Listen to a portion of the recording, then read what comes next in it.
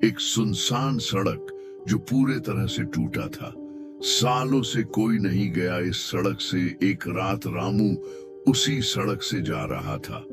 अचानक पीछे किसी के चलने की आवाज आई। उसने घूम कर देखा, पीछे कोई नहीं था। फिर एक सुरीला आवाज आई, रुक जाओ। रामू डर के भागने लगा, लेकिन पैरों की छाप खुद ब खुद उल्टे हो गया। उस सुबह सिर्फ उसकी चप्पल थी और अभी भी वहां से गुजरने पर वह आवाज आती है। ऐसी ही वीडियो देखने के लिए चैनल को सब्सक्राइब करें।